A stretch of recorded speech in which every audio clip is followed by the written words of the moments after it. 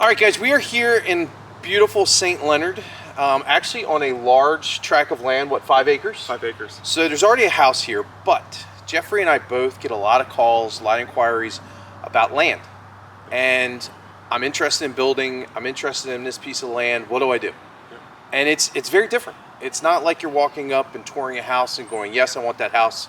It's got a price, house is already built. There's a lot of little pieces and things you got to think about. So Jeffrey and I wanted to kind of do a video explaining the process because it's very involved on your end initially and then on my end as well. So why don't you start us off with kind of identifying and what you're looking for, everything else. The first thing is going to be about your location and the type of lot you're looking for. You know, we'll meet and go over your demands of what you are requiring essentially. Do you need it to be in a neighborhood or not a neighborhood? How much land exactly are you really looking for? Everyone wants a lot of land, but in practicality, is it really just a few acres that you're looking for and not 100 acres? Very big difference in price and along with availability, okay, and work. Now, after we do that, we'll go on the hunt and find the right property for you. And land is a hard one because you don't know until you truly look at it to see if it's going to fit the lifestyle that you're looking for. We live in Southern Maryland. We have a lot of ravines.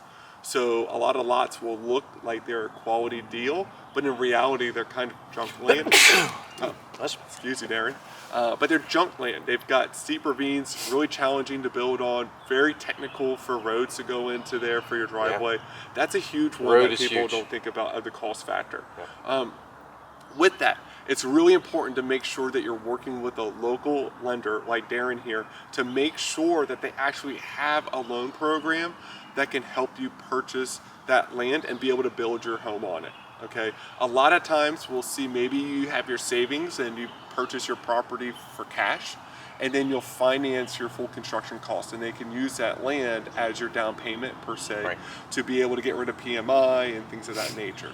So there's a lot of different ways to structure that, but that's our other big piece that we're going to talk about from the very beginning to make sure you have enough capital to be able to work through that.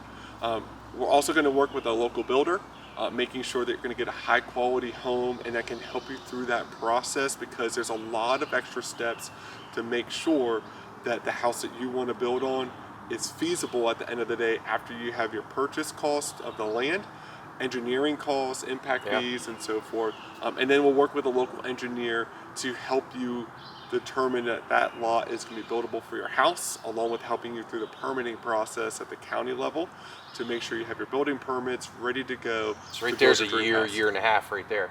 A lot of times, I mean, if you're buying 5 acres, one, you got to figure out, does it perk? 100%. Where it perks. And then that's going to determine where you build your house and how big of a house you can put. You know, so I tell a lot of people when they call is, have you identified a property? Yes. Great. Does it perk?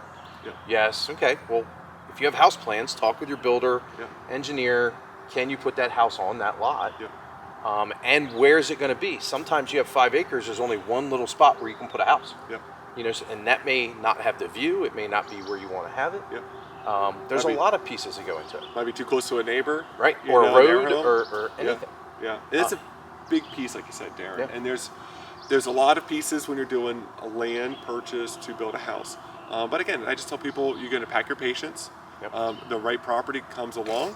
And same thing, once you go under contract on that property, we're going to have a long period for feasibility aspect to make sure that you're able to do exactly what you want to do with that property at the end of the day when you go to purchase it. Which is to be expected.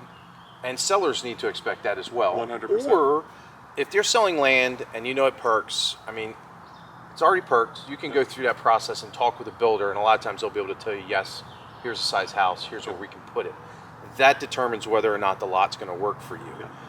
Engineering, permits, everything else is a very long process. It is. A construction loan usually doesn't close until you have permit in hand, because there's no reason to start paying everything until you're ready, and it may be 6 months, maybe a year and 6 months. Now, if you need to move forward quicker, you have several options. You can just pay cash for the land, which a lot of people do, or you can do a land loan or lot loan.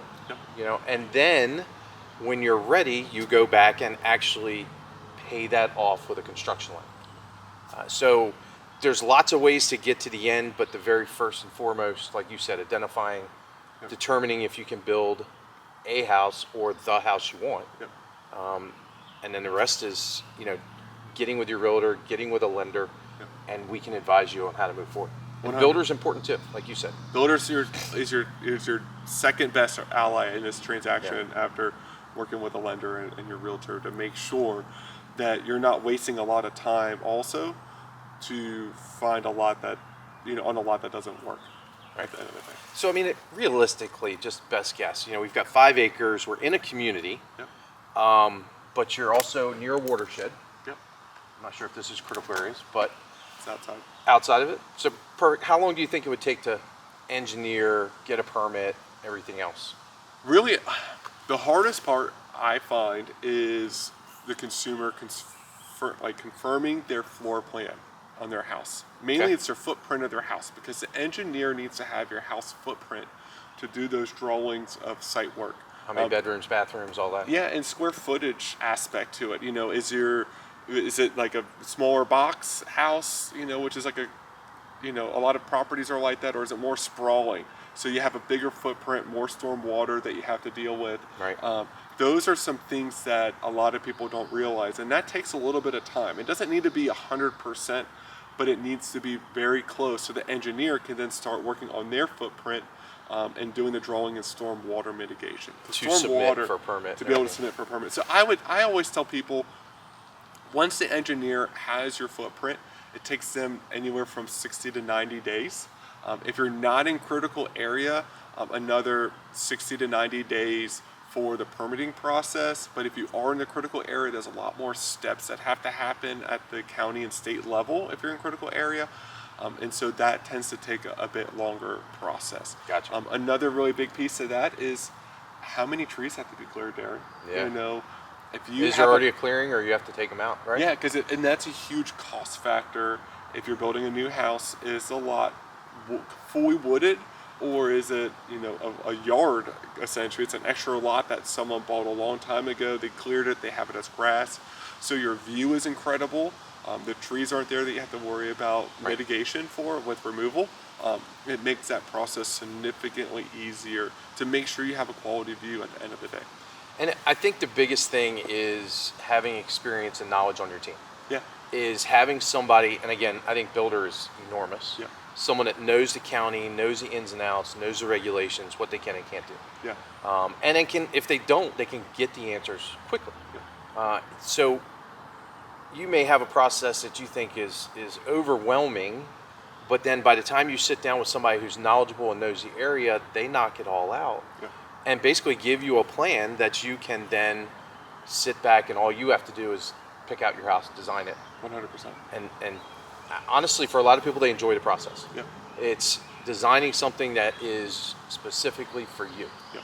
And there's a lot of people right now who are looking to sell a house. They're trying to find their forever home or dream home, and they end up going to build a house Yeah. because it's the only way they're going to get what they want. Yeah. Pause that. Hell. Sorry, the ducks are coming in.